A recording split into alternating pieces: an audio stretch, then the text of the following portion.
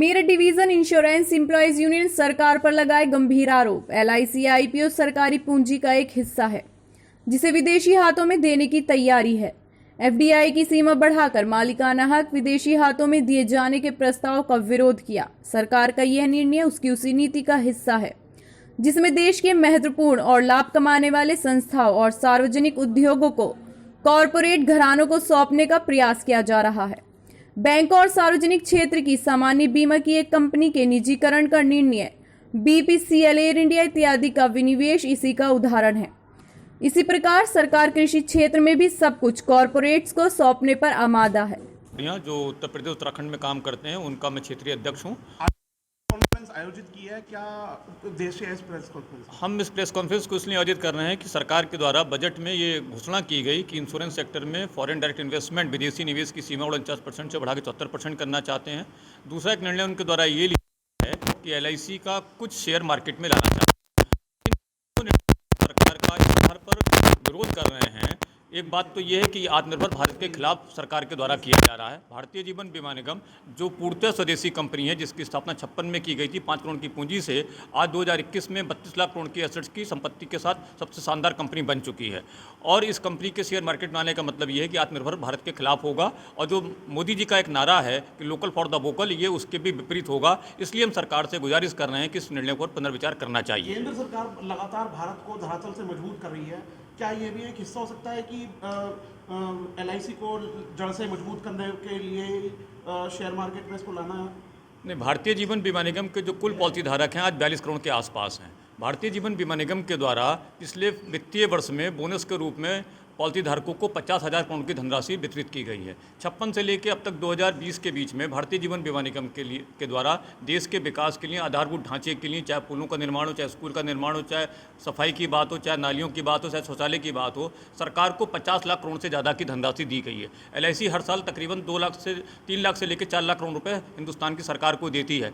तो भारतीय जीवन बीमा निगम सरकार की जितनी भी डिमांड होती है उसकी प्रतिपूर्ति करती है। और सरकार को जो कर्जे की व्यवस्था चाहिए होती है, बजट का जो डेफिसिट होता है, उसको भी प्रतिपूर्ति एलआईसी के द्वारा 25% के आसपास किया जाता है। और देश के विकास में एलआईसी का कंट्रीब्यूशन 25% है।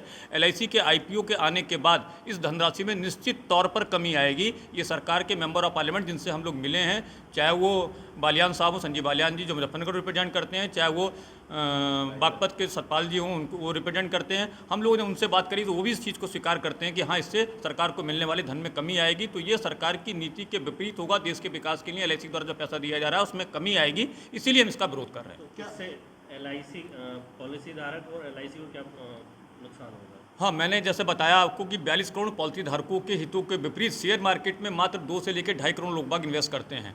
तो उनके हितों को, 2.5 करोड़ लोगों के हितों को कैसे संभव हो सकता है कि 42 करोड़ लोगों के हितों के विपरीत होगा? एक बात। दूसरी बात ये कि अभी जो एलआईसी का पूरा पैसा है वो 135 करोड़ लोगों के वेलफेयर के लिए इस्तेमाल किया जाता है। जब निश्चित तौर पर जो लोग शेयर डिमांड करेंगे वो अपने प्रॉफिट को कैपिटलाइज करने के लिए, उसको बढ़ाने के लिए वो निश्चित तौर पर चाहेंगे कि उनके पैसे में बढ़ोतरी हो, जो पैसा वो इन्वेस्ट करेंगे। तो ये 2.5 करोड़ लोगों के हितों को प्राथमिकता देना 42 करोड़ लोगों के हितों के मुकाबले ये 135 करोड़ लोगों के हितों को खिलाफ प्राथमिकता देना कहाँ तक उचित हो सकता है, आप खुद समझ सकते हैं। अंत में एक सवाल कि क्या आप मानते हैं कि बीजेपी सरकार एक तानाशाह सरकार है?